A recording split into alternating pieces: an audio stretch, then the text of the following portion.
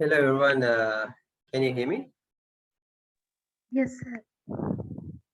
Okay, so let's start our lecture now. So I think you guys were able to look at videos that I sent you. I sent a couple of links, I think. So did you guys have any problems when accessing those videos? Any problems, or were you able to? I saw like some of you had already accessed the videos. Anyone was having any problems, let me know. Okay. So today we are going to talk about marketing mix, or as we call it, 4 P's of marketing. Okay, 4 P's. So there are like 4 words starting with the letter P. Okay, and the first one is price. Okay, so we have price, product, promotion, and place. So those are the 4 P's in marketing. Okay, so you have to come up with the right mixture of those P's to be successful. To have a successful marketing strategy, you have to have the right mixture of those 4 P's. You have to have the right price. You have to come up with the right product with the right price. Okay, with the right promoting strategy. Okay, and at the right place. Okay. So to make things much easier, so I'm going to share a couple of videos with you so that you guys will understand more clearly what it really means by marketing mix. So the mix is made up of these 4 P's. Okay,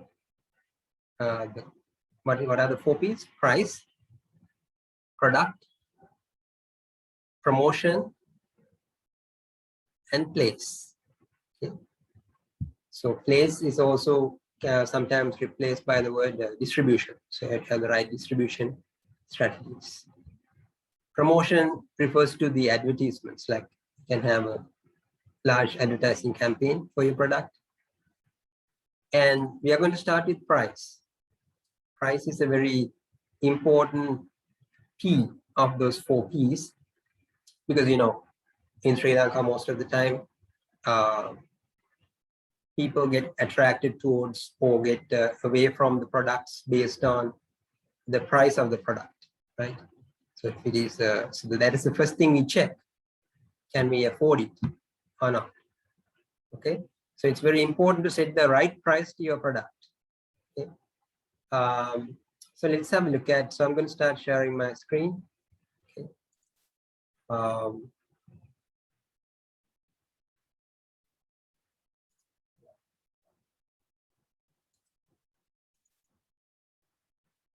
Can you guys see my screen? Yes, sir. Okay. So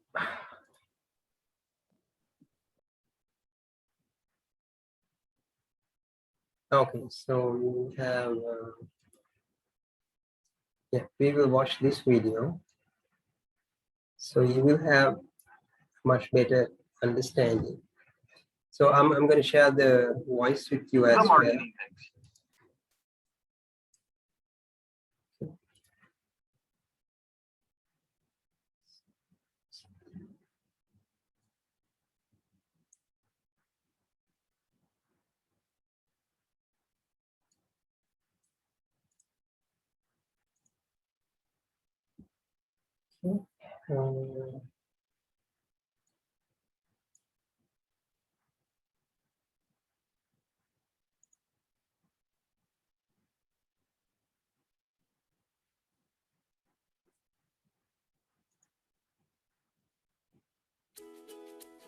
The marketing.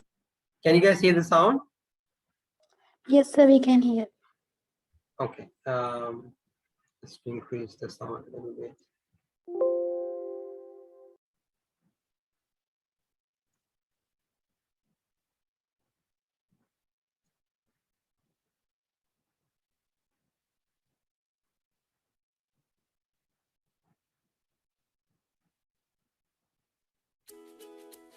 The marketing mix. It's a combination of the 4 P's: product, price, promotion, and place. When we talk about product, we mean things like the quality of the product, the design, the packaging it's sold in, and the brand. Price not only refers to the retail price, but also any discounts. Do you accept payment plans? Are there any specific credit terms if the customer has to borrow money to buy your product? Promotion deals with any advertising.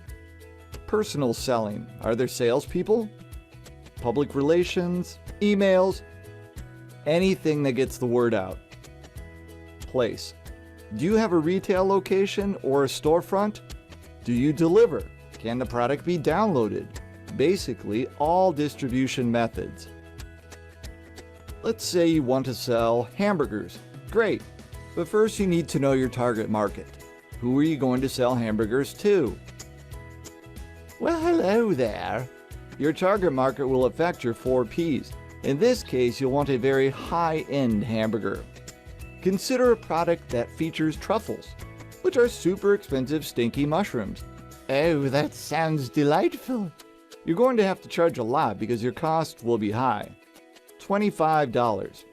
A good promotion might be an advertisement in Fancy Pants magazine. And a perfect place to sell the hamburger would be at the Polo Club. Okay, but what if we have a different target market? What about this guy? Peace man. This marketing mix won't work for him. Consider a vegetarian burger. You won't be able to charge much. You may even have to loan him money. Thanks, dude. Including good karma fries will encourage him to spread the word. And selling them in a public park would be a good idea. Okay, but what about this target market? Arr! Again, we should adapt the marketing mix. He spends a lot of time at sea, so waterproof packaging would be a good idea. He doesn't have any cash, but has plenty of goats on board. Who doesn't love a free Viking helmet? Ooh. And you'll need to deliver. So there you have it. The 4 P's make up the marketing mix: product, price, promotion, and place.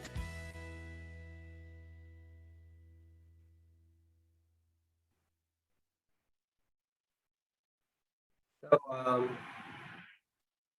I guess you guys had an understanding about what marketing mix is, right? So it all depends on the correct marketing mix. You have to come up with the right price. So basically, you have to look at the target market. Who are you going to sell your product to? Are you targeting a particular elite class in the society? So are you targeting that kind of people? What kind of people are you going to sell your product to? And then depending on that, you have to decide on your product, price, promotion strategy, and the place or the distribution strategy. Okay. So we are going to start with price. Yeah. Now price is a variable that can be changed very quickly. So out of all these 4 P's of marketing, price is the variable that can be changed even overnight. Okay, it can be readily changed. It doesn't take that much time. But for other P's, like if you're going to change your product, I mean, that's a huge change, right? And if you're going to change the place where you sell your product, or your distribution strategy, or your marketing campaign, or advertising campaign, then that cannot be changed like very quickly. But the price, that is one thing that you can readily change. Okay. So now let's take a look at how things happened in the old age. Like when there was no standard money as it's defined, like any registered accepted form of money that is printed, people used to have this barter system called the barter system, where people exchange stuff. Like a guy who is doing some fishing, he has fish, and the other person has some other products, some vegetables. So they somehow bargain with each other and come up with, okay, for this much of fish, I can have this much of vegetables.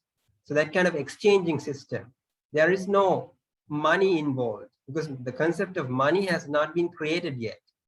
Okay, so there were no set prices. It all depends on how much you can bargain, how much you can negotiate to come up with a final price. Okay, that's the old system. But with the advent of with the new age, there is organized retailing, like things got much more organized. There is money and there are certain regulations. You cannot sell a certain product at any price. Okay, there are regulations, government regulations. So that those regulations will specify a maximum retail price. And it has to be printed on the product. And any retail shop owner, they cannot sell you that particular product anywhere above that maximum retail price. Okay, so you can take legal action if a particular seller tries to sell you that product beyond that maximum retail price. Okay, so there are regulations like that to make sure that the customers are not cheated. Okay, in an unorganized system, like if you are trying to buy something from the, like as you walk by, there are some roadside vendors, and they don't have a fixed price. So it depends on like if you say, oh no, I don't want it, the maximum I can pay you for this product is this much. If you like it, you can sell it to me, otherwise you can keep it for yourself. So with things like that, you can bargain a little bit if the system is not very organized. Okay, so setting fixed prices is something that really came into prominence with the introduction of money and an organized system. As long as the system is not organized, there are no fixed prices, depends on how your bargaining ability. But as long as it is regulated by the government, then there are fixed prices, right? So there is some terminology that you should be familiar with. So things like, I mean, you already have some basic idea. I mean, there are costs, like the different types of costs. We will talk about different types of costs, and like sales, the amount of products sold stated as either unit sales or in terms of currency. So there are, I mean, if you just read this stuff like costs, the cost of manufacturing and selling products, because you know, like let's say you are sewing some clothes. Okay, you do some textile business. Okay, so you brought some machines like these Juki machines. Okay, and you can't do it at your home, so you rented an apartment. So there are like 5-6 people working under you, and then you know you have to pay for the rent. You have to pay the rent for that apartment. You have to pay your water bills and electricity bills and all those bills. So those are like that's a separate type of cost, and we will get to that. And then you have to there are some costs involved when you are making your product. You have to buy the those you know, the clothing. You have to buy that clothing. You have to buy the machines. You have to pay the wages for the employees working under you. So those are types of costs that you have to consider, right? And then you have the profit, right? The profit, that is the difference between the total sales and total costs. Okay, and then retail price, because if you are buying some vegetables from a retail shop, then probably that retail shop owner is not the person who is creating that product. For example, the retail price for toothpaste. So that guy is not manufacturing toothpaste, but he gets toothpaste from somebody else. So there is a particular margin, particular price raise that is kept by that retail shop owner, so that he also makes a profit. Okay, he also makes a profit for each toothpaste that he sells. there is a particular amount of profit that he gets. So after adding that profit, you have the markup price, right? Markup price. So the manufacturer is selling some product to the retail shop owner, and the retail shop owner adds some markup value on top of that before selling it to the customer, right? So, and then there are direct expenses, indirect expenses, things like that. Then there is retail margin. So there are two words, markup and margin. Okay, markup and margin, they're two different things. Like markup is like to make a particular product, there are some costs. Okay, there are some costs, and when you sell it, you have the selling price. So selling price minus the cost divided by the cost, that is markup.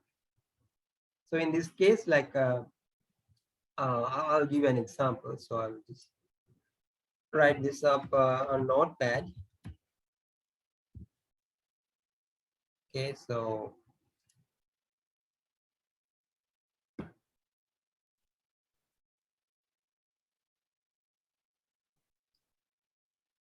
what I said was like markup is equal to like selling price minus, okay, it's too big, selling price minus cost divided by cost. That is markup. Okay, and then you have margin. Margin is different. Margin is again selling price minus cost. At this time, you are dividing by selling price.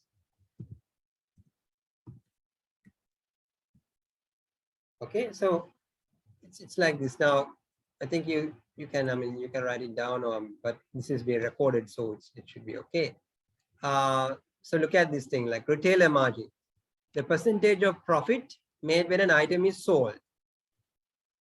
Like for example, from the retailer shop, you buy something for $2. You buy something for $2. But that retailer guy, he got it for $1. He got it for $1, but he's selling it to you for $2. So the selling price is 2. The cost is what? 1 divided by the selling price. So 2 minus 1, that is 1, divided by the selling price. Selling price is 2. So that is 50% margin. Okay, 50% margin. So that is so I'm just trying to help you understand the definitions of these terms. Okay, margin and markup, two different things. Okay, slightly different because of their equations, they're different. Okay, so if you have any questions during the lesson, so let me know. Okay, so it's an example. Okay, now this is let's say this milk. Okay, let's say bottle sells, so you buy this bottle for $5 from the shop. From the shop, you buy it for $5. But the shop got this one for $3.33. From the manufacturer, the shop owner got this for $3.33. Okay, so what is the markup? What is the markup? Can anybody tell me what the markup in that situation is? So so this is what we had, right? So definition. Okay, so the selling price is what? Selling price in this case is 5. Selling price is 5, right? 5 and it was sold to that person for 3.33. And then for markup, how do you calculate markup? Selling price minus cost divided by the cost. So the cost is what? Cost is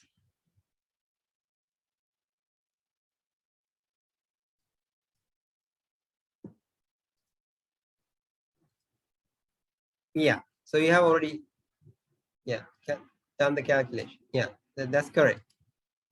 So you divide it by 3.33, right?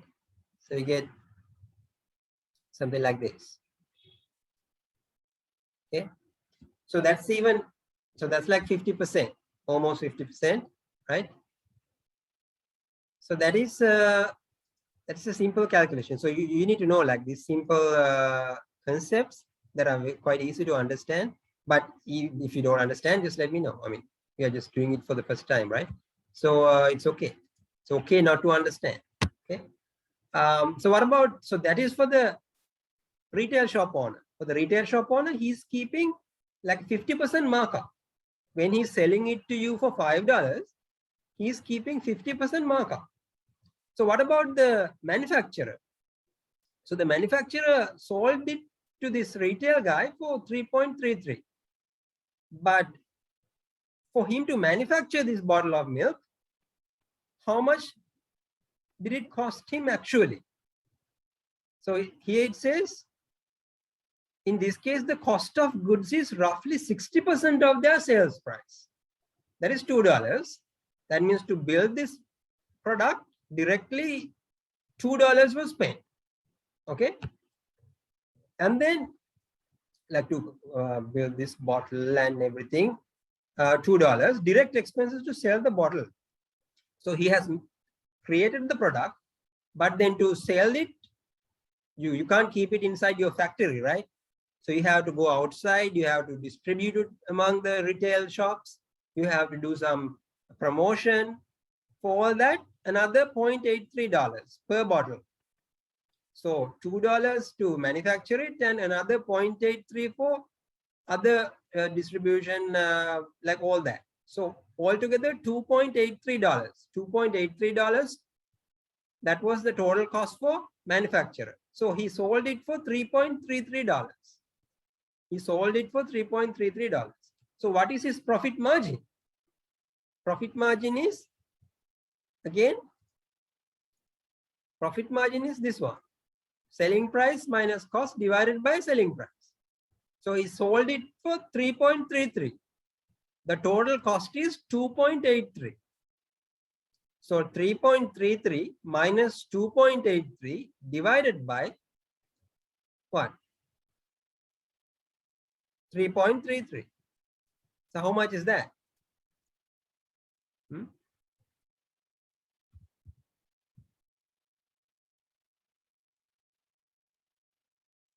Yeah, that's like 0.15. Yeah, very good. So somebody has already calculated, right? So that is that's really nice. So selling price is what? 3.33. 3.33. And cost is 2.83 minus 2.83. So that is 0.5 divided by selling price again. Selling price is what? Selling price is 3.33, right? So yeah, so that's 0.15. So that's it. So that is what it says here. 15% profit margin. Okay. So I can just give you something like this. Calculate the 15% profit. So not calculate the profit margin and calculate the markup price and things like that. Okay, some simple calculations for a structured question. Okay, something like that.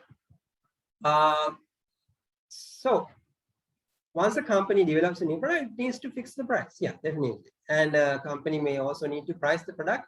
Yeah. So now, I mean, you might have created the product in Sri Lanka, but if you're like you're trying to introduce your product to a different country or a different geographical area, then you might not be able to sell the product at the same price. So there are other considerations. Okay, so you have to adjust your price according to where you're going to market it. Okay, and why is it important for the company? I mean, the price is really important because that is how you get your profit. The revenue that you get from selling your products, that is how you get your profit. That is how you are going to pay the wages to your employees, right?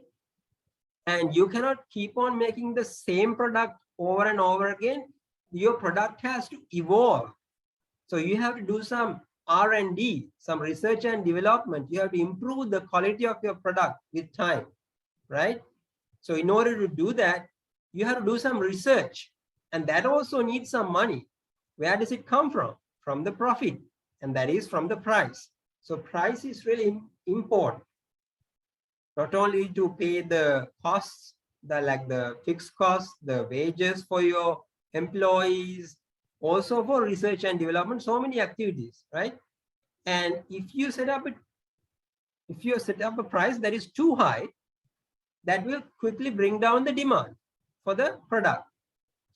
But if it is set too low, that is going to cut down on your profits. So you have to be very careful. You have to consider so many factors when you're deciding on a price for your product. Okay, so some factors that you have to consider. Okay, we are going to discuss each one of these, like pricing objective, demand, cost, competition, different factors for determining the price. Okay, and the first one is like the kind of objective you have. What is your objective? Is your objective is to maximize the profit or maximize the sales? Maximize the sales. Because a sales-driven objective means that you want to sell the maximum number of units of your product. Okay, so that means you want to make sure that if there are 10,000 people in the city, almost all of them are using your product, not your competitor's product. That means you have got the highest market share. You have got the highest market share. That means in the community, in your target market, your product is used by everyone, not somebody else's product. That means you have the highest market share.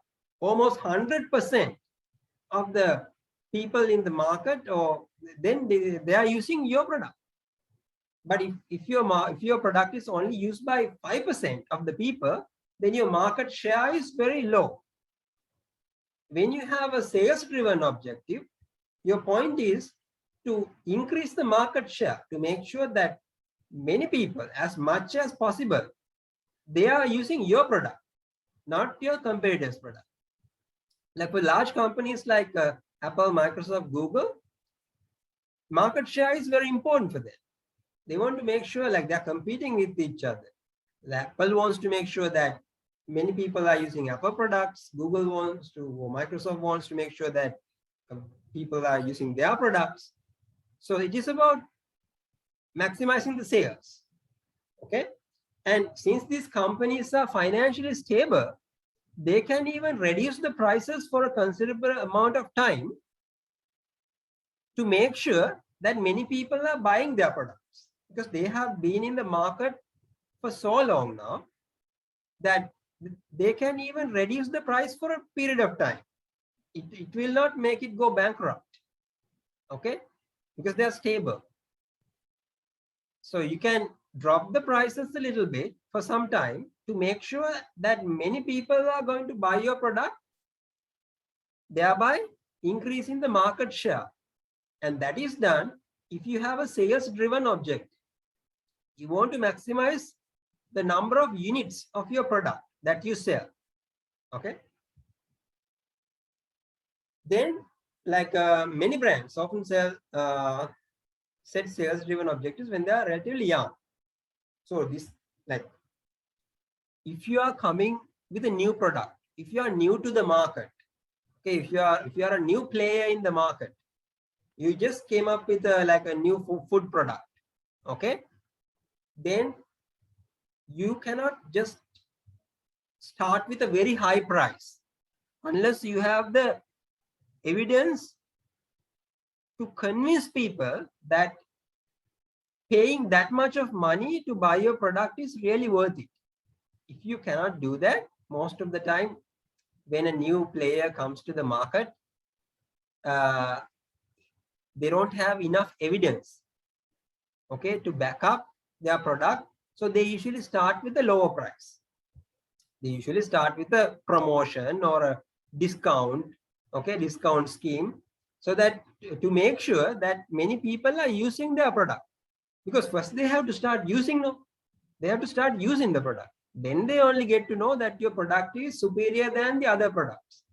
Then with time, you will be able to increase the price of the product.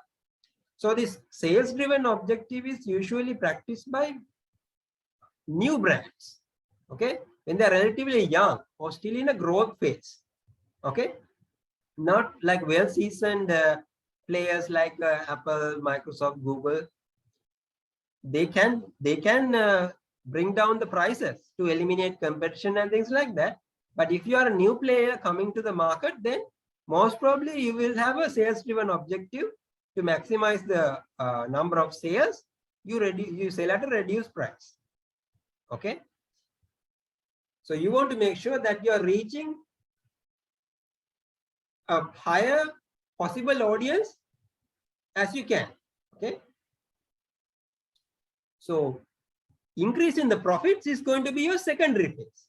In the primary phase, you are going to make sure that you sell your product to as many people as possible. In the second phase, you might want to increase the profits by increasing the price a little bit, okay. And this concept of loyalty is very important. Loyalty. Now, if a customer realizes that you are selling a very superior product, they will keep on buying your product. They will keep on buying your product. So that is called customer loyalty. They become a loyal customer.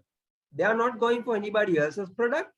They are going to keep on buying your product. So to build loyalty, you start with a low price, and you have to make sure definitely that your product is a really good product. So what does that mean, a really good product? So if you followed that lecture, 3 lectures that I gave links to yesterday, so we have to have a marketing, like if we are going to sell a product, we are going to give some offer to the people, to the customers. We are going to give them a promise. Okay, we are going to buy our product. Through our product, we can promise you, we can guarantee you that you will get these results, 1, 2, likewise. So you are making some promises, like if you use our product, you will get this benefit, this benefit, this benefit. So the customer is going to take your product and read that, okay, now this guy is promising that I will get these results. Then you should be able to deliver those results. You should be able to deliver those results. If you make promises that you cannot deliver, then the customers are going to be heartbroken. They will never buy your product again. There will be no loyalty. But if you promise something and if you deliver on your promise, then they are going to trust you. They are going to become your loyal customers. They are going to keep on buying your product. Okay, that is really important. When you are selling a product, don't make promises that you cannot deliver. Okay, so it's okay to have a lower number of promises, but you should be able to deliver at least those promises. Otherwise, don't promise. Okay, because there are some advertising campaigns, they are like incredible. You cannot believe that this product will do all these things. And most of the time, they are proved to be wrong. They cannot deliver.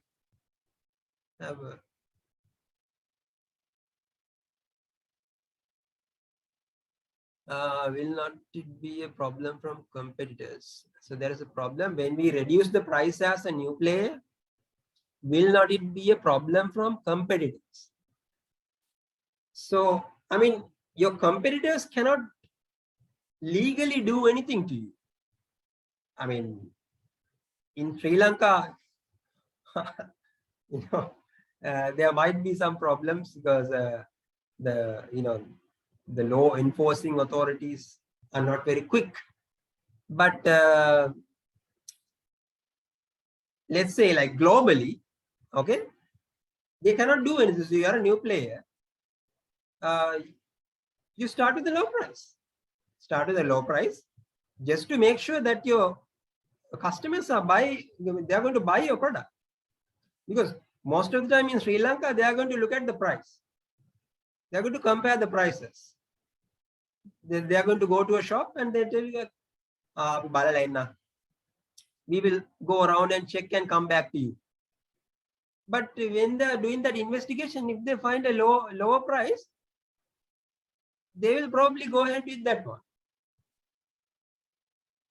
Okay, I mean, in Sri Lanka, most of the time, people are not very concerned about top-notch quality. They are mainly concerned about price. So if they think like, okay, I can use this product for 1 year, then it will get broken, it's okay. For this price, if I can use this product for 1 year, it is perfect for me. But in other countries, it might not be the case. What matters is the quality.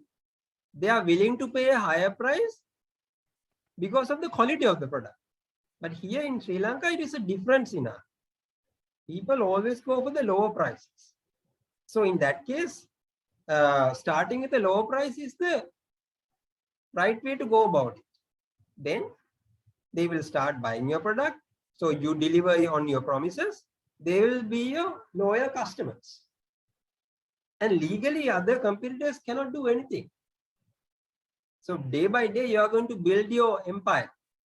Okay, you are going to build your empire. They might have to bring down their prices to your level. If you keep being prosperous. Okay. Okay, guys, your questions are really welcome. Okay, so we are talking about the legal scenario. Then some people like they might come up and tell you like, if you sell at this price, I'm going to set fire to your house or something like that. But I'm not talking about that sort of scenario. So I mean, then we can't do anything in this world, right? Then there will always be people who will hate what you do. Okay. Then the other one is profit driven. So in that case, the objective is to maximize the profit. Okay, it's not about the sales. Maximize the profit. So new products that begin with sales driven objectives will frequently shift to a product driven objective once they have. Yeah, so you start with a low price, you acquire a very high market share with time. Then you realize, okay, now my customers really like my product. Even if I increase the price by 10%, okay, they will definitely keep on buying my product. So at the same time, I'm going to add a new feature as well. New feature. I'm going to add a new feature. Then I'm going to say, I'm going to sell it at a higher price. Now the customers, there is already a higher customer base. With this added new feature, they will feel like, okay, this guy has added a new feature. So it's okay to pay 10% more. Okay. They will not leave you because they rely on your product now. So then we come to some relationships that have been globally observed. I mean, this one is really obvious, right? You already know there is an inverse relationship between price and quantity. I mean, if you increase the price, what is the general scenario? If you increase the price, the quantity that the customers are going to buy is going to decrease. Usually that is the case. If you increase the price, the quantity that they are going to buy is going to decrease. If you decrease the price, they are going to buy a higher quantity. That is the general scenario. Then there is price elasticity, another new concept. Okay, price elasticity. So we have to get this new concepts very, carefully into your brain. It's going to be a little difficult at the beginning. It's okay. It's always like that. Okay, it's always like that. So you are open to ask any questions you want. We can just take this slowly. Okay. So this is a measurement of how much you can change your price without changing the demand. So that is something that you have to learn by research. So you have to once in a while do some market research. That is why there is a research and development, like any well-organized company, there is a research and development section. So they are going to once in a while do some research. Okay. They're going to see how much you can change the price without changing the demand. So maybe you have to do some survey, get the opinion of your customers. Okay. Then if you can, let's say, there's an example given. If you increase the price by 10% and demand stays more or less the same. Okay, you increase the price by 10%, but you can see there is not much change in the amount of product brought by the customers. They are buying the same amount. You change the price, you increase the price by 10%, but they are more or less buying the same amount. That means your price is elastic. You can, elastic means, like you can stretch the price, Elastic means you can stretch. Price elasticity means you can stretch the price. Your price is flexible. That means even if you increase the price by 10%, it is not going to drastically affect the quantity that is brought by your customers. Then in that case, your price is elastic. But what happens if you change the price a little bit and it brings down the quantity a lot? The moment you start selling the toothpaste from increase the price from 90 rupees to 100 rupees, you can see there is a huge drop in the quantity that is bought by people. Then you can see, oh, this price is not elastic. I can't change it that much, because if I change it, then this quantity is going to get affected a lot. Then in that case, the price is not elastic. Price is elastic means even if you stretch the price a little bit, it is not going to affect the quantity that much. I mean, it's not going to considerably affect the quantity. But if you change the price and there is a huge change in the quantity, then the price is not elastic. Now this is an example. Okay, now here we are talking about like gasoline. Let's say gasoline means, now gasoline is a term that is used for petrol. There's a petrol. In Sri Lanka, if you go to a filling station and tell them I want gasoline, then they will not understand. You have to tell them petrol. Okay. But in US, it's called gasoline. Okay. So what I was going to tell you, now if you bought a car that runs on petrol or gasoline, then just because the gasoline prices went high, you are not going to buy a diesel car, right? That is something that cannot be done, right? I mean, buying a new car is very expensive. So what are you going to do? You have to keep on using that car. Even if the government increases the petrol price, you have to still keep on using the car. You can't buy when the price goes high for the petrol, you buy a diesel car. When the price goes high for diesel, you buy some kerosene or something. The car, you can't do that, right? You can't buy cars like that. So that is something that they know. Government knows that.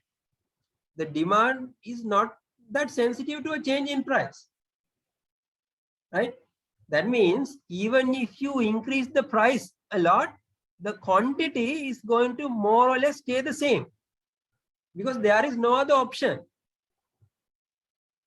We have to still keep on buying the same amount of gasoline. If we are going to the office by car, then suddenly that guy is not going to go by bus. He is going to go to the office using his car. So he's going to buy the same amount of gasoline, even if the price is increased. So this is what you call inelastic demand. Inelastic demand. So what is inelastic? The demand is inelastic. That means the demand is not going to change. Even if the price is increased, the change in the demand is very small. So this is calculated using elasticity of demand coefficient. What does it do? It doesn't involve any differentiation or integration. You just have to divide change in quantity by the change in price. Change in quantity by the change in price. So change in price is very high. Change in quantity is very small. So this numerator is very small. The denominator is very high. Then this division is going to result in a number that is smaller than 1. So for a product with inelastic demand, this coefficient is going to be less than 1. So I can ask you in a question, graphically explain this coefficient is less than 1, graphically explain. It's easy, right? I mean, you just draw this and draw these 2 arrows. You can just explain if you increase the price this much, the change in the quantity, the change in the demand is less. Easy. If you don't understand, I mean, just let me know. Then there is elastic demand. Elastic demand is for goods that have so many alternatives. Let's say food product. Here this is given as burritos. Like burritos is something that it's a food product. Okay. It's like it is like this thing called elol roti. No, that kind of thing. Okay, it's like you wrap bunch of stuff using some tortilla kind of. It doesn't matter that much. So I mean, yeah, I will show you a picture maybe. It's a good one actually. I ate this stuff a lot when I was in US because I didn't have much time to cook. So you can just buy some burritos, frozen ones from the shop, and you can just heat them up and eat. Yeah, it's something like this. So, okay. Anyways, I mean, you guys know already what burrito is. I'm just, I don't know, whatever. So anyway, you know what I'm talking about, right? So now, burrito is not the only thing you can eat. There are so many options. You can buy some bread and eat some dal curry, right? It's very easy, right? I mean, it doesn't take much time. There are so many options. Now, elastic demand is visible for products. There are so many alternatives. If that price is high, you switch to something else. If bread is too expensive, you buy something else. If bread is too expensive, you buy some potatoes. You buy some potatoes and just bake them and eat them. Takes so much time to digest. So if you eat 2 potatoes in the morning, you will not feel hungry until late in the afternoon. Easy, right? So I'm telling you guys some things that I tried. Okay, so you can just easily switch from one product to the other. So here you can see, if you change the price, the quantity is going to change a lot. If you change very small change in price will result in a very high change in quantity. So this is, the demand is very elastic. So you cannot play with price a lot. If you try to play with the price a lot, then they are going to buy something else. Your demand is going to get affected a lot. So you have to know, if you are the person who is selling the product, you have to understand, is my product having elastic demand or is it having inelastic demand? So can I play with price a lot? Okay. Perfectly inelastic demand. Perfectly inelastic. Now this is for products that are really important. Like if you don't buy it, you are very likely to die. Something like that. Okay. For example, life-saving drug. Life-saving drug. Let's say you have like a diabetes. You are a diabetic. I mean, don't imagine like, but it can be, right? You can be a diabetic patient. Okay. Diabetic patient, and you need insulin shots. You need to buy the insulin shots, but the price of the insulin shot went high. But what can you do? If you don't do it, you might even die. So perfectly inelastic demand. Even if the price goes up like this, the demand is it's not going to change, because no matter what the price is, they have to keep on buying that. So this perfectly inelastic demand is for products that are extremely important for your survival. If you don't buy it, your life is affected in a very drastic manner. Okay. Okay. I mean, if you have any problems, let me know. Okay? We can discuss. Then we have the other. I mean, this is for just for the completion, perfectly elastic demand. But here it is not. It's not very common. Perfectly elastic demand is a rare occurrence. Perfectly elastic means like here, if you change the price, no one is going to buy it. I mean, there can be situations like that, but even if you make a small change, then no one is going to buy it. It's a kind of an extreme situation, but is not very common. Okay, but the other three scenarios, they are quite common. Okay, now different types of costs. Different types of costs. There are fixed costs and variable costs. Fixed cost means like if you rent an apartment, okay, if you rent an apartment, you have to definitely, even if you don't make a single product, okay, even if you can't sell a single unit of your product, you have to pay the rent. You have to pay the electricity bill, you have to pay the water bill, and you have to pay the employees as well. Then after some time, you will have to close the shop if you don't sell anything, right? So those are fixed costs. I mean fixed costs are like,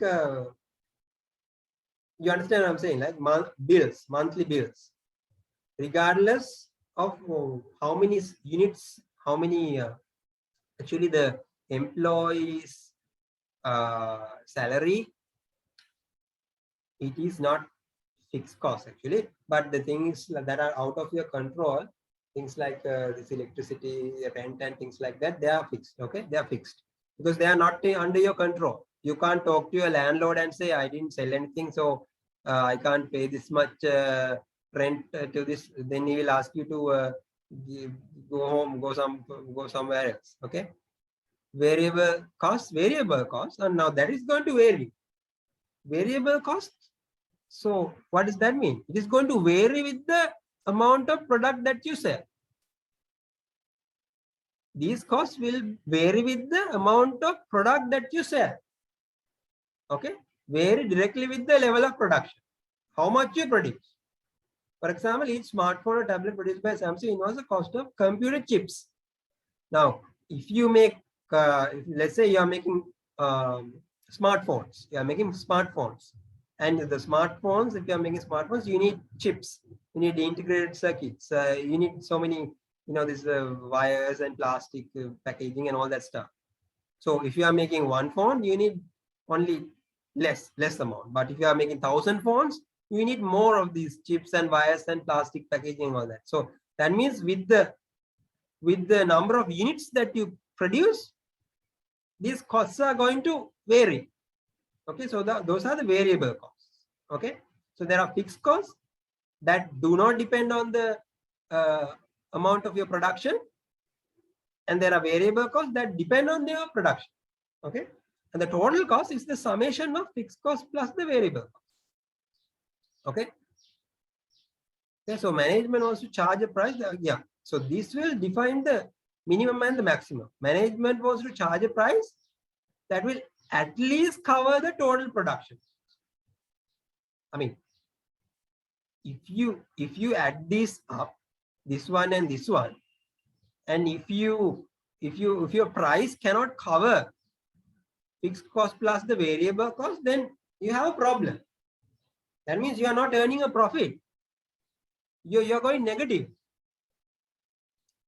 Okay, that means you are facing heavy losses. So you want to make sure that your revenue is higher than your total cost. Okay. Now costs are internal. Demand is external. I mean, demand is something that comes from the outside. It is not something that the company can totally control. I mean, demand is an external factor, but cost you can calculate from inside. You know exactly what is the cost. You can calculate it to the pennies. Okay. Demand shows maximum a company can charge.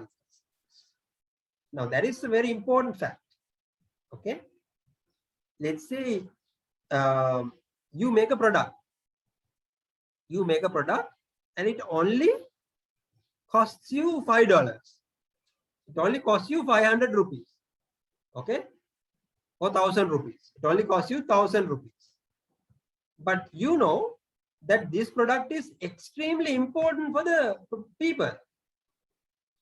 Extremely important for the people. There is a huge demand in the market. So even if the cost for your company is only 1,000 rupees, you might be able to sell it for 10,000 rupees, depending on the demand from outside. Depending on the demand from outside. Okay. I'll give you an example. Like, I mean, there's this platform called Udemy.com. Udemy.com. Okay. So there are courses. There are courses that you can study, like around $10. So you pay $10 and study for that course. And sometimes after following that $10 course, you might be able to create something that you can sell for like $500. Okay. So it's something like that. If you create something that is in demand, then your cost doesn't matter really. You can even charge a higher price. Okay. So your price depends a lot on the demand, but it has to minimally cover your costs. Cost show the minimum price that the company can afford. Because if your price is lower than the cost, then it is not good for the company. If it happens a couple of times, then you will have to close your company. Okay.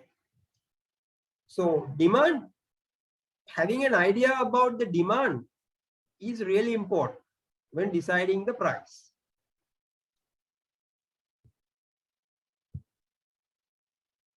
Now, costs at different levels of production. Now, this is for a very short period of time. SRAC. So you can check what SRAC means. Like, just search SRAC cost. It says short run average cost. Short run average cost. Like, I mean, there is a huge knowledge bank out there about these terms. You can just type it and see there are so many people who have written articles about these things. Okay, I'm just taking only some of that information to create these slides. Okay, so short range average cost. So the quantity produced per day 1,000. So let's say you have a company, you are going to build a factory. Okay, you have a plant or a factory that produces 1,000 units per day. 1,000 units per day. Okay, because now if you have planned, if you have invested in making a plant or a factory that is going to produce 1,000 units per day, if you sell less than that, your cost per unit is going to be high. So you have to have, if you plan it for 1,000, your cost per unit is going to become minimum if you sell 1,000. If you sell less than 1,000, then your cost per unit is going to be higher. Okay. So as you increase the quantity that you sell, your cost per unit is going to come down. Why? Why is it like that? It says here, this is because fixed costs are spread over more units. Because your fixed cost is fixed now, that is why it is fixed. Fixed costs, they are not going to change. So if you create more products, the fixed cost gets divided by a larger number. So your fixed cost per unit is going to go down. So that is why cost per unit is going to go down like this. If you output more units, it's going to come down like this. But after some time, it is going to increase. Why is that? As the plant tries to produce more than 1,000 units per day, average cost will increase because the plant becomes inefficient. It becomes inefficient because you optimize the factors to produce 1,000 per day. But you become very avaricious, you really like the money that you're making, right? Greedy, you become very greedy, and then you try to push your people that are working under you. What are you doing? Like, why are you keep talking? Like, I'm not going to pay you for talking. Go back to work. Things like that. And then your workers will be very unhappy. They will lose, like they have lost their freedom. And sometimes like the machines are very hot, and like you have to keep it for some time to cool the machines down. But you don't want to do that. You feel like if you keep the machine working for another day, you will create more products. Then ultimately the machines are going to break down. Okay. Like if you press too much, then it is going to go up like this again. So there is a optimum rate at which humans can work and machines can work. You try to press it too far, then the system will break down. Okay. So that is, you have to keep it at equilibrium. Okay, you have to keep it at equilibrium. Don't try to like undercut the thing. Don't try to do it much. Like you have to strive hard to go forward. You have to strive hard to go forward and cover your target. But if you try to overdo it, it is going to affect your cost. Now these are short range average costs. Okay. Then you have long range average costs. Okay. It's like a combination of these. Now, so you have to check, am I going to target for a factory that can produce 1,000 units per day? Am I going to target for a factory that's going to produce 2,000 units per day? So depending on how much money you have, how much you can, like there are so many factors, right? How much you can afford and what kind of human capital you can support, what kind of like, do you have enough land?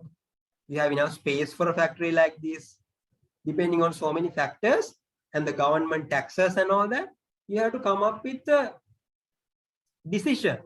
Okay, I'm going to create a factory that is going to create 3,000 units per day. Likewise. But as you make more and more units per day, you can see the total cost per unit is going to come down. Total cost per unit is going to come down. But it is not going to hit rock bottom. Okay, you can't expect like, okay, now I'm going to do 10,000. No, I'm going to do 100,000 and it will go past this and it will go to minus side. No, it is not going to happen like that. Okay, so after some time it is going to go up. So there is a video for this. Okay, I'm going to show you guys a video. It's an interesting video. And yeah, let's move on to that video. Okay.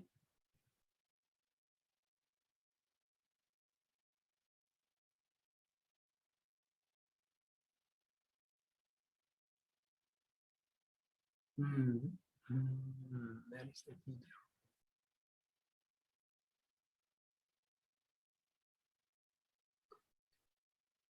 Do with that video.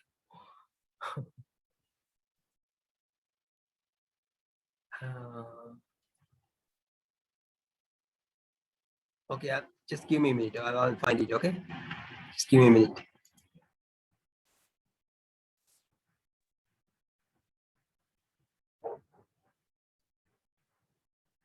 Okay, I got it.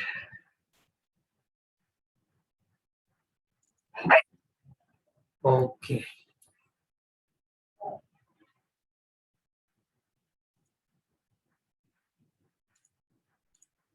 That's it. I found it.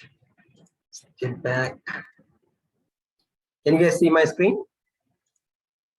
Yes, sir. Okay. Start it. Hey Econ students, this is Jacob Clifford. Welcome to ACDC Econ. What do the Twilight movies, the Harry Potter movies, and the whole Lord of the Rings trilogy have in common? Well, they're all based on books, right? False! They all had economies of scale.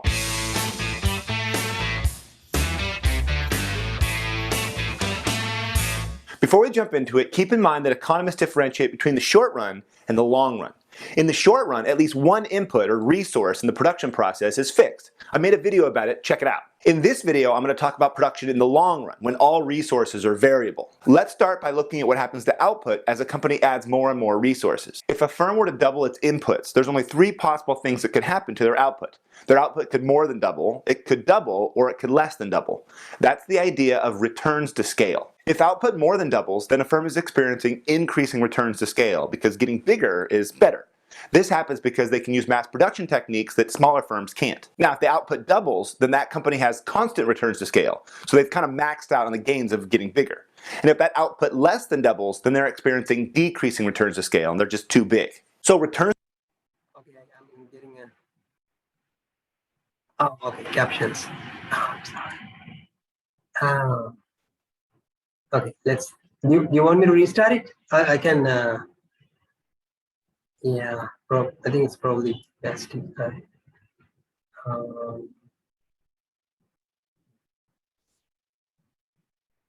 cool. So I'm going to restart it. Okay.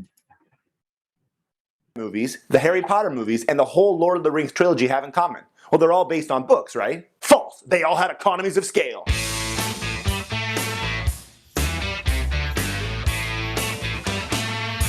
Before we jump into it, keep in mind that economists differentiate between the short run and the long run.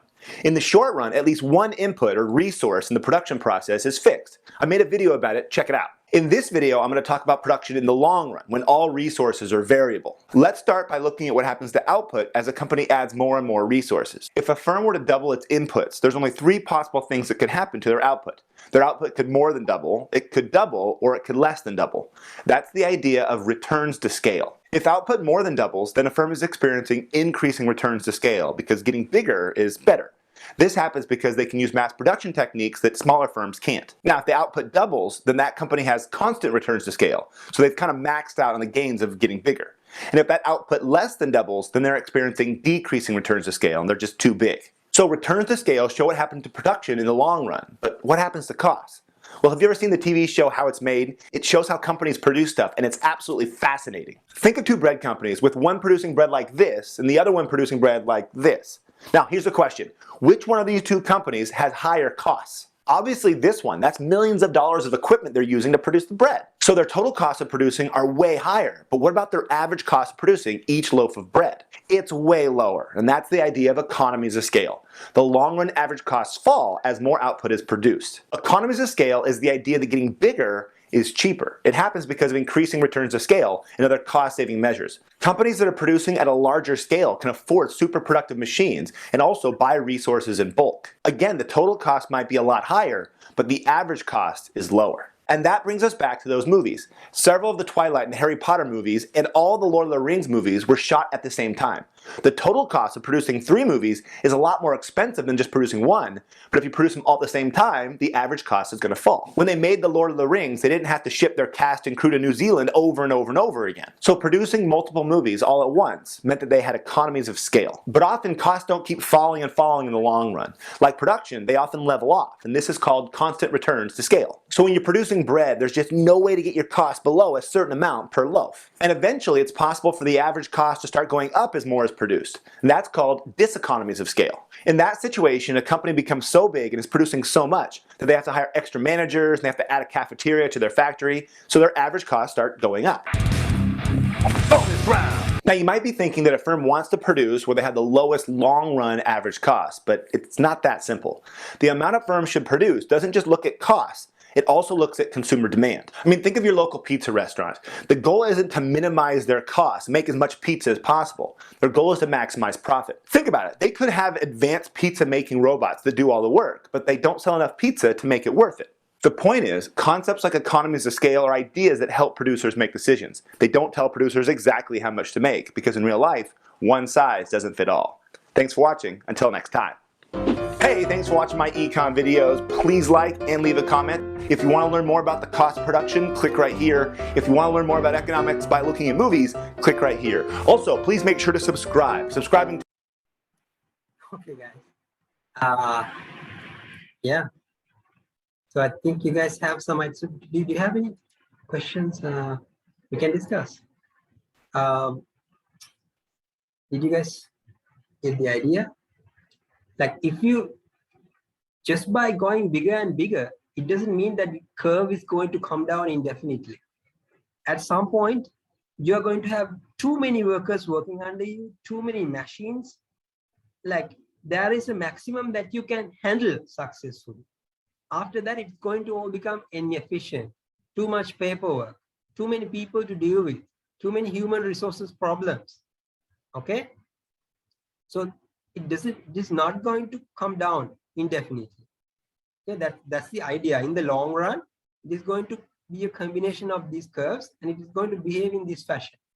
The description, in fact, 3,000 capacity plant would be even more efficient according to figure B, but a 4,000 daily production plant would be less efficient.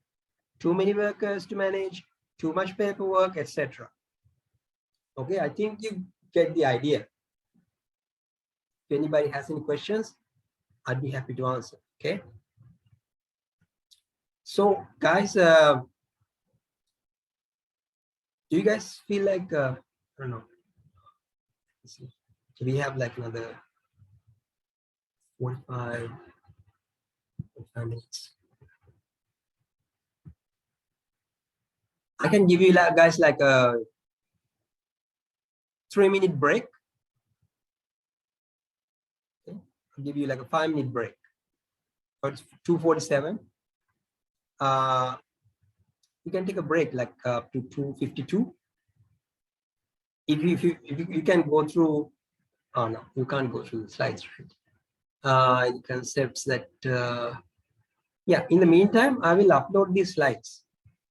In the meantime, I will upload these slides and you can go through them and see if you can, if you want to find some, yeah, I'll just do this.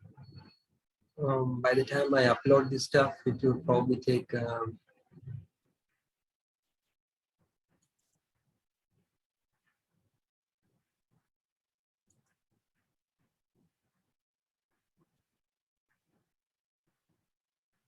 Okay.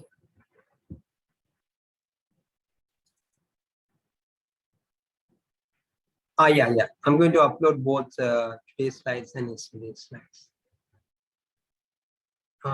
Yeah, marketing process. So I will upload it here. So those links are here, and then I can just add a resource.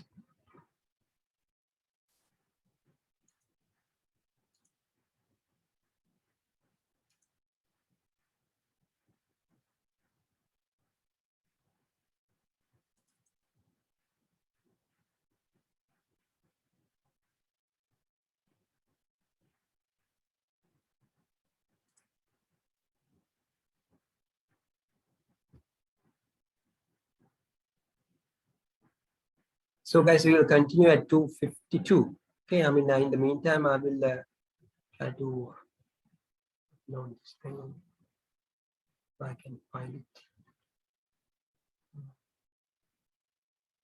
Definitely, I will upload it today.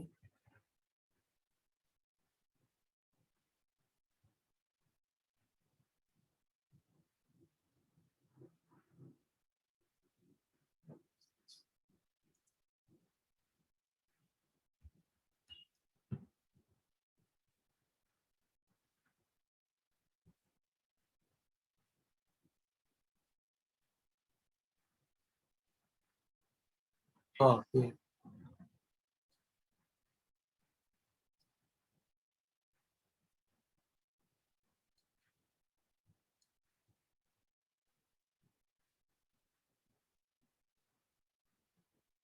That's what it is.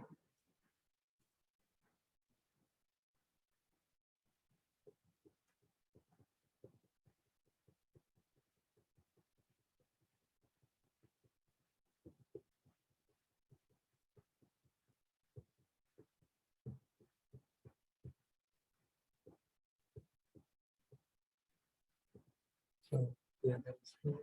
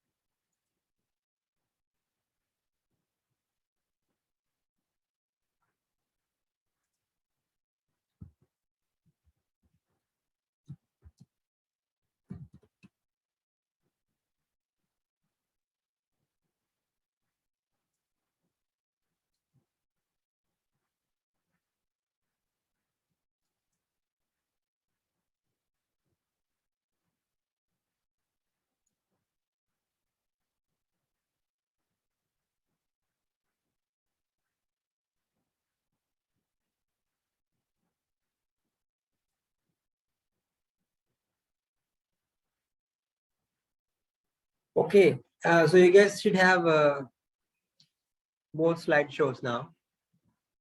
Okay, let's start. Okay. So let's just try whether you can open up your LMS and see whether you can download that. Should be able to download now. So this is cost as a function of production experience. Now, if you are new for this field, I mean, if you just started selling some, creating some product, you don't have that much experience. So you are just learning and you are very new. You don't know whether this will work or not, but you have some determination, some courage. We are going to start this business and we are going to be okay. We are going to do good. Okay. So with all that courage and determination, you are going to start a business. Then at the very beginning, your cost per unit might be high. Your cost per unit can be high like this. It starts at a higher value. Okay. But then gradually you get more experience. You get more experience. You know where things can go wrong. Okay. You know which suppliers are giving you good material, which suppliers are not giving you good material. You get to know people. You find better shortcuts. You know, you become an expert in the field with time. So with all that knowledge, you can bring down the cost per unit with time. At the very beginning, you are a novice. You are very new to the field. You don't have that much experience. You start at a high unit price, but gradually as you gain more and more expertise in the field, you can bring the unit cost, like the cost per unit, you can bring it down. Okay. So with more and more units, you're producing, while producing more and more units, accumulated means like if you add up the number of units that you are creating. So 100,000, 200,000, 800,000. So you are becoming more of an expert now. You're producing more and more units. You gain more experience, and you gradually bring down the unit cost. Okay. So this is a trend that can be seen as you gain more experience. Okay. So this is a small calculation that you can do. This is for markup pricing. Now, when you're like, if you are a person who is going to sell something, how can you come up with a markup pricing? So like if your variable cost per unit is $10, so, you know, like if you're making burgers, then how many rupees per burger? Something like that. So that is, let's say 500 rupees. Okay. Oh, no, not 500, like say 200 rupees. Okay. Then fixed costs, all those electricity bills and the rent and everything. Okay. Fixed costs. And then expected unit sales. How many unit sales you are going to, like you are expecting to sell. Okay. Then this is how you calculate the unit cost, like variable cost per unit plus fixed cost per unit. That's it. Now you have two types of costs, variable cost and fixed cost. So if you are going to calculate the unit cost, you have to calculate at the variable cost per unit plus fixed cost per unit. Then variable cost per unit is 10. Fixed cost is in total 300,000. But you are going to create this many units. So per unit, you have to divide by the number of units. So you get 10 plus, you get 6 here, so 16. Okay. Now, suppose the manufacturer wants to earn a 20% markup on sales, 20% markup. So when he's selling to the, say, retail shop owner, he wants to have a 20% markup on sales. So what is the price he is going to give to that buyer? Okay. So it is given by this formula. It's a very simple formula. You can just, so in this case, desired okay, I have this question. Then why is the equation markup price changed? No, this is markup price and markup. They are two different things actually. Now, if you check for the markup price, like just check for markup, okay? Markup price is this. I mean, markup percentage, like different. So this is markup price is a different formula. So, but markup is different. So something like this.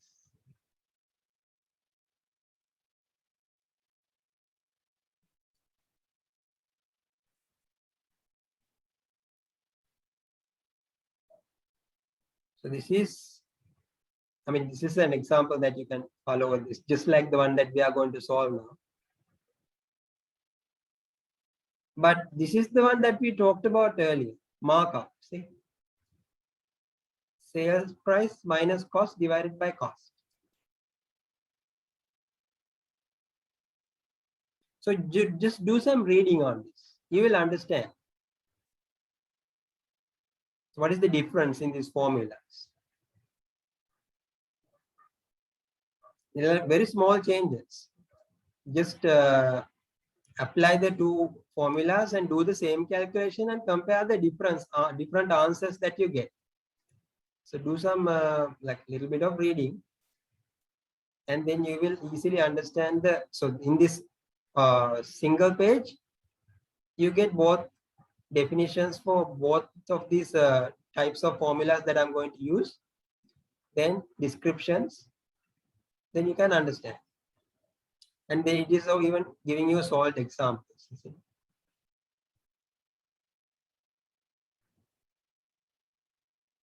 Just go through it. Okay.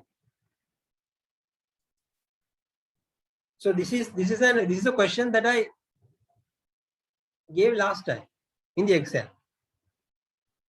Okay. I gave like, I think 5 points or something like that to this one. So basically unit cost, you already calculated the unit cost, that is 16. So markup price is unit cost divided by 1 minus, because now here in that other equation, it was very simple. Like, I mean, if the scenario was little different, here we are talking about variable costs and fixed costs and like different things. Like, but I mean, eventually they are going to talk about the same basic principle, but the equations are slightly different. And 1 minus desired return. So what you are going to get a 20% markup. 20% means 20 divided by 100, that is 0.2. So desired return on sales is 0.2. 1 minus 0.2. Unit cost you have already calculated here. Variable cost per unit plus fixed cost per unit, 16. So 16 divided by 1 minus 0.2, that is $20. That is going to be your markup price. Okay. So this formula, be familiar with this formula. I might ask a question again. Okay. So in the meantime, do some reading. Markup versus markup price and things like that. So can do.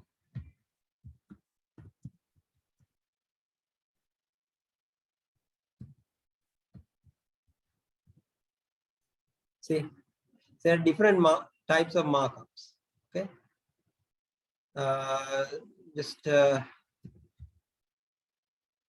Yeah, markup cost versus markup selling price. Just do a tiny bit of reading. Okay, you get it. Okay, competition based pricing. So basically, we talked about this before actually. I mean, when we try to buy something from the shop, we are always doing some investigation. We go to several shops.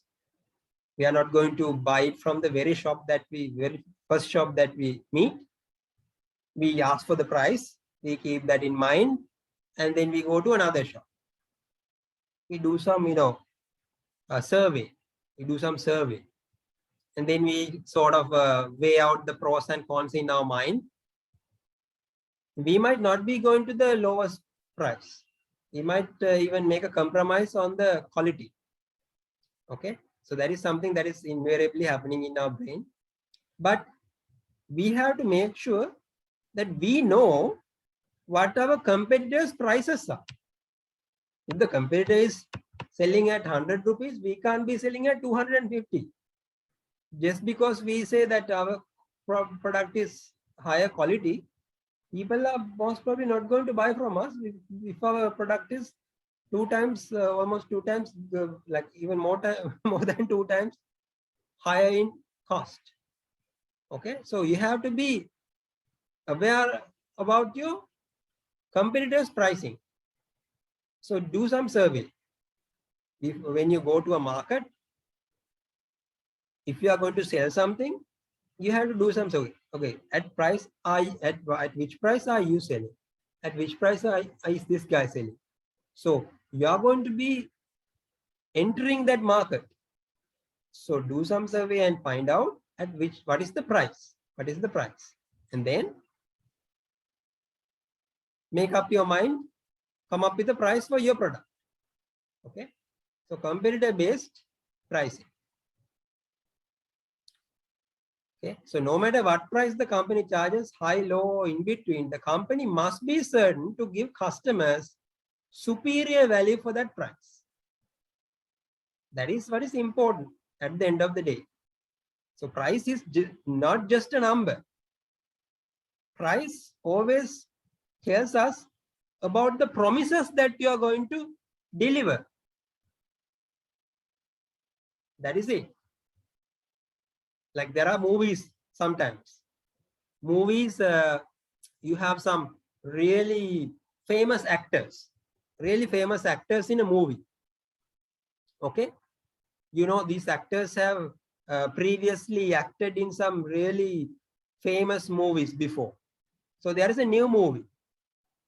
Okay, there's a new movie and these actors are very famous. So you probably assume that this movie is also going to be very good. So you buy a ticket and without thinking twice, you go ahead. But if it is of bad quality, then you are going to spread the word among other people. They just wasted a lot of talent.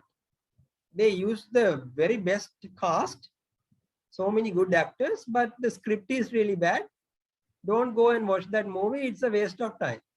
The same thing is going to happen to your product. If you can't deliver the promises, if the word is going to spread very quickly, the people are going to get to know that your product is of low quality and nobody is going to buy it. Okay. So what is really important is delivering on your promises. So assessing the competitor's pricing strategy, questions to ask. Okay. How does the company's market offering compare competitors' offering? So what is this guy offering and what am I offering? Okay. Now you can charge a higher price than your competitor. Your competitor is selling at 80 rupees and you are selling at 110 rupees. But you should be able to justify. You should be able to justify. Okay, but because if the customers know that your product is much superior, they are willing to pay sometimes. They are willing to pay. If they have already become loyal customers, they are willing to pay for your product. Okay. So if consumers perceive the company's product or service provides greater value, the company can charge a higher price.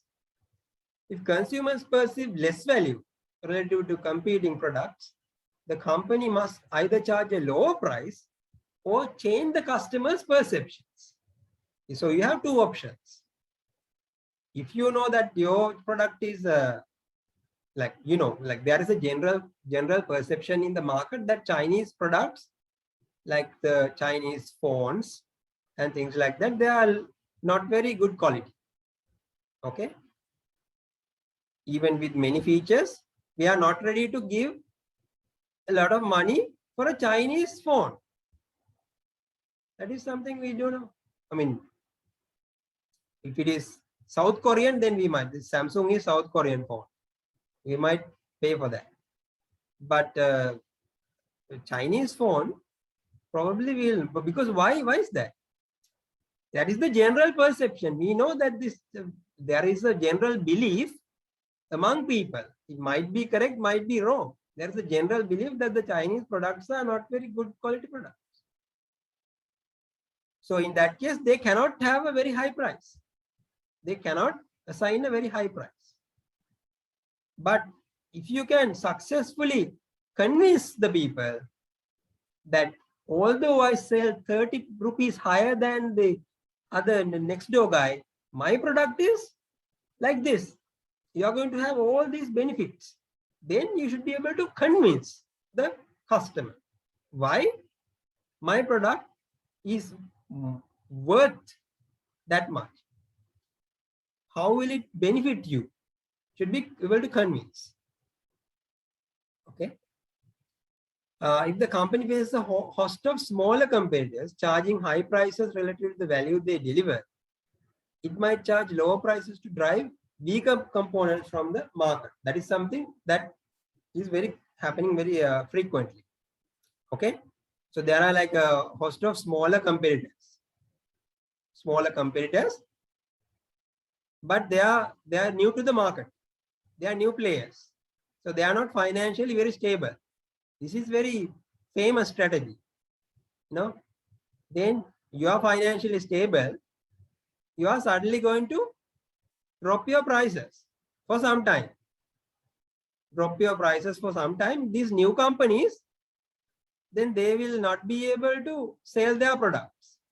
And their initial cost is, when the company is very new to the market, the initial cost is also high.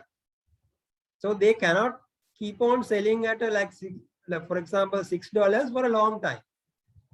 So if your company keeps selling the product for like $5 for 6 months, then you can make sure that the other competitors are out of business because they are new to the market. Even after 6 months, they can't make enough sales, then they will have no option but to close down. After they close down, you go back to the original prices. That is something that people practice most of the time. Okay. If the market is dominated by larger, lower price competitors, now you are new to the market, there are larger companies who are selling at a lower price. Then what are you going to do? You have to find a niche. What is niche? Niche means you have to carefully look at what these companies offer. Carefully look at what these companies offer and identify something that they don't offer. Identify something that they don't offer. That is your niche.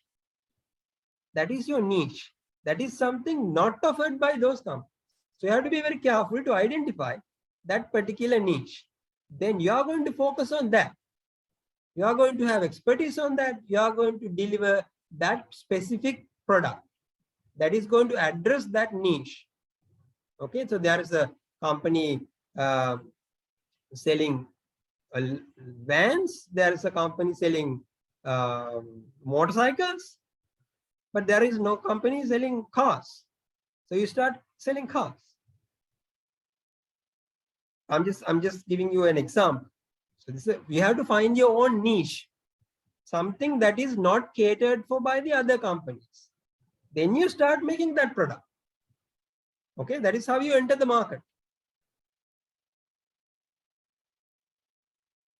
So this example was taken from a book, Kotler's book. Why should I? So there's a question like asked from Caterpillar. There's this cat sign here. It's a very famous company called Caterpillar, and their bulldozers are very expensive. But Komatsu is another company that also makes bulldozers. So a Komatsu guy, so some customer is going to ask from the Caterpillar agent Why should I pay $500,000 for a big Caterpillar bulldozer when I could get an equivalent Komatsu dozer for 420,000? Then this is just the answer given by the Caterpillar agent. Just an example, okay? So it says the Caterpillar's price, if equivalent to competitor's bulldozer, is 420. That is this price. But we are going to give this. The value added by Caterpillar is superior reliability and durability. That is 50,000. The value added by Caterpillar's lower lifetime operating cost, 40,000. Value added by Caterpillar's superior service, another 40,000. The value added by Caterpillar's longer parts warranty, 20,000. So you add them up, 570. But we are selling it to you at 500,000. So we are giving you a discount of 70,000. So that is something. If products cost more, you should be able to justify. You have to come up with a very good argument to convince the customer. Okay? You can sell products at a higher price, but make sure you convince the customer with a matching argument, matching logic. Other pricing strategies. So this is another target profit pricing. Let's say you are target based. You want to achieve a target. Okay? You want to achieve a target and fixed costs are there. There is this chart called break-even chart. Okay, break-even chart. What is a break-even chart? A break-even chart is a chart that shows the sales volume level at which total cost equals sales. So the point you are going to find out is the point at which the total cost equal sales. So at some point, the total cost and the total revenue that you get, they are going to cross each other. They are going to cross each other, and the point of drawing this break-even chart is to find out how many units that you have to sell to achieve that break-even point. To get to that break-even point, that is where your total costs are equal to total sales.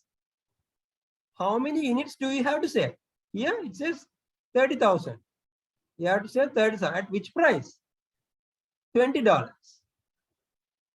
$20. This is how you calculate break-even volume, fixed cost divided by price minus variable cost. This is a formula, right? Just have to. You don't have to know how to derive and any of that. Just a formula. It's not very hard, right? I mean, fixed cost divided by price minus variable. So that's how we calculate. So you can try different prices here. So depending on the price that you specify your product, you will have to sell different break-even volumes to achieve a target profit. So if you want to achieve 20% return, okay, so your company, you have invested 100,000 in the business, and you want to set a price to earn 20% return. So 20% out of this, you get 200,000. So you want to get that 200,000. So your total, the difference between your total revenue and your total cost, at some point, the difference should be equal to this return. Because that is what you are going to achieve. That is your target. How are you going to achieve that? You see at which point it happens. If it is your target, so if you sell 50,000 units, at which price? At this price. So to make a target return of 200,000, the company must sell 50,000 units. But will customers buy that many units at $20 price? So here, if it is $20, you have to sell 50,000 units to achieve 200,000 return. So this is a way of identifying your target price and the target volume. I mean, to achieve this profit, how are you going to adjust your total sales and the price per unit? Okay, that is break-even chart. So this point is important in break-even chart. At the break-even point, total revenue equals total cost. Total revenue equals total cost. So if you go beyond that, you are going to make a profit. You're going to make a profit. Okay.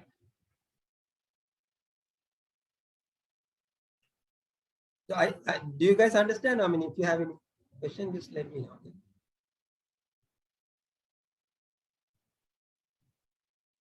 So there are two strategies: cost-based pricing and value-based pricing. Now they are like inverse of each other. Inverse of each other. Cost-based pricing,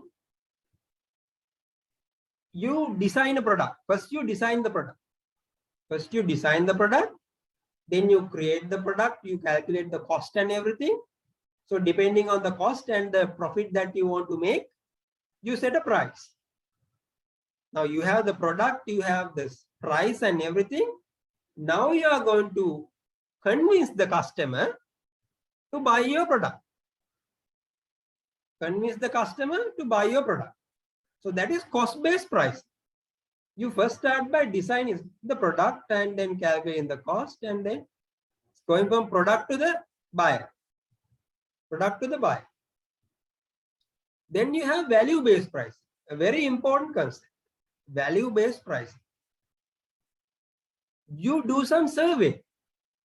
You do some survey. You go move with the customers. You go to the customers, you discuss things with them, you do some, distribute some questionnaires, then find out how much this kind of product is worth for the customer. How much is it worth? You are not going to reveal the cost. You are not going to give the customer any idea about the cost. You just find out how much will the customer, how much is he willing to pay for this product. Okay. Then you are going to design a product to deliver that much of value at a target price. So that way you are coming from the customer to the product. Here you are going from the product to the customer. When it is value-based pricing, there is a higher probability for you to have a higher profit margin. Because now your customer doesn't have an idea about the total cost. You found out from the customer how much it is worth to him. So even if you, like from the customer's feedback, you know 1 unit is worth 1,000 rupees to the customer.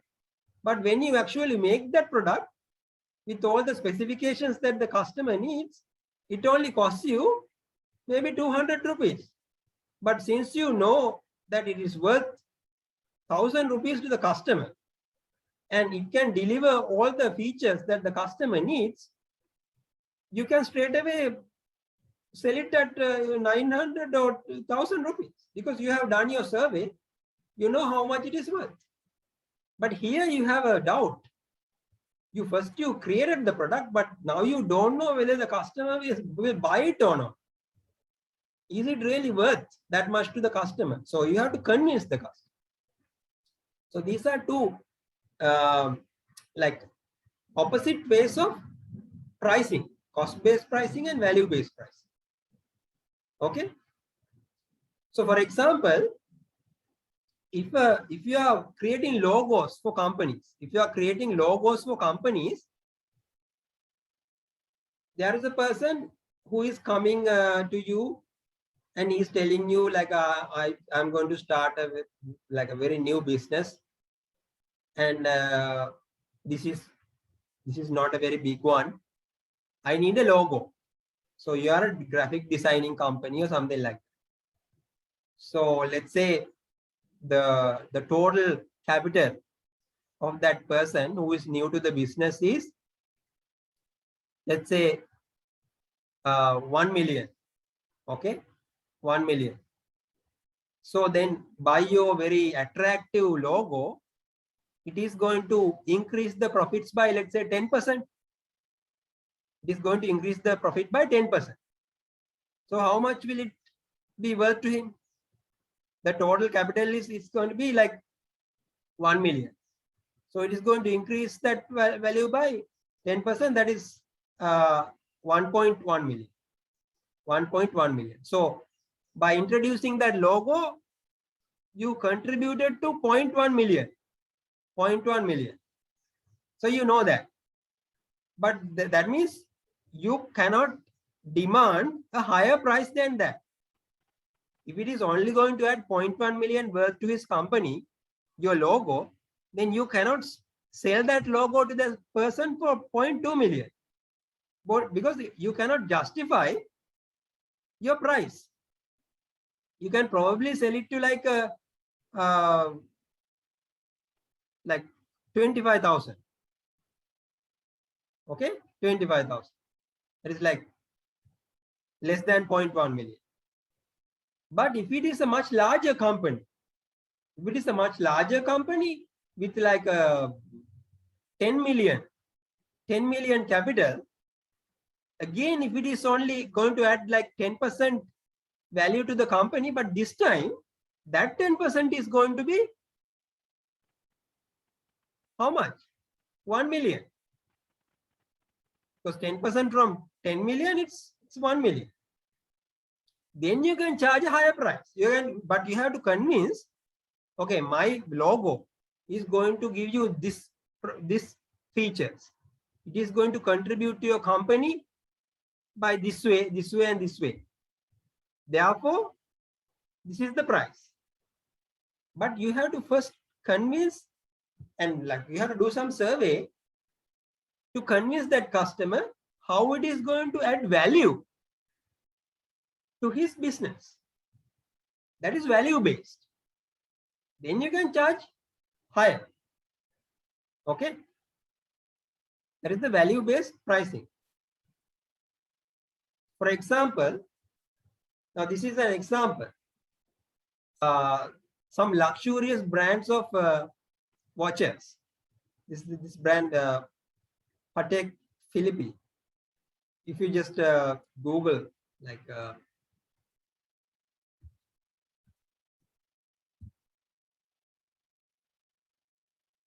okay, this is a luxury brand. It's it's a Swiss watch.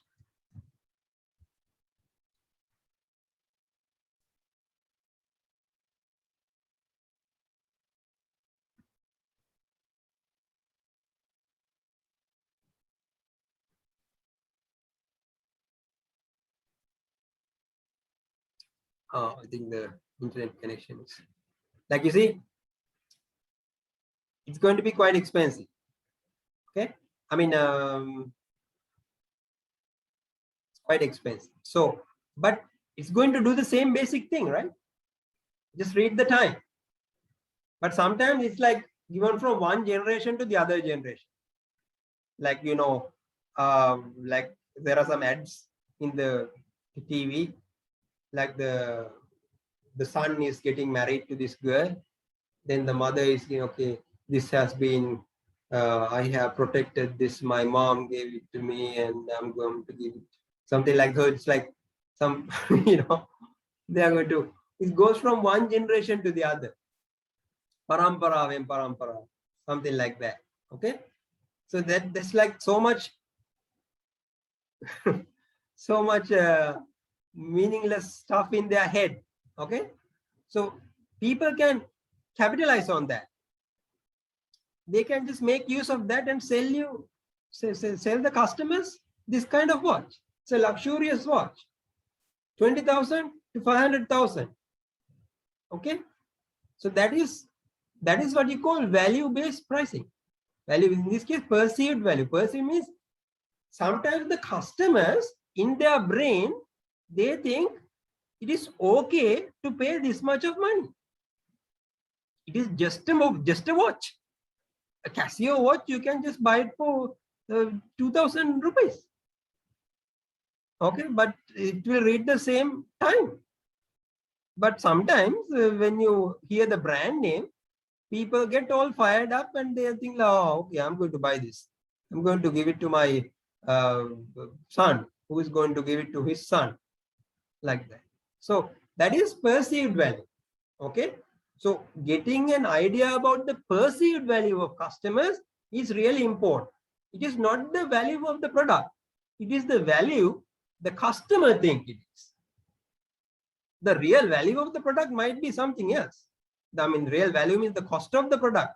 The real manufacturing cost of the product might be very low, but the perceived value is very high. So therefore, finally, we can sell it at a very high price. Okay. Guys, I think we have come to what's the end of our 2 hours. So we might be able to continue from this point next time. Do you guys have any questions? Like, I'm going to upload, no, I mean, I have already uploaded this, and I'm going to upload the video as well. If you have any questions, I can just, you know my email and everything, right? You guys know that? I think I'm just going to type it here.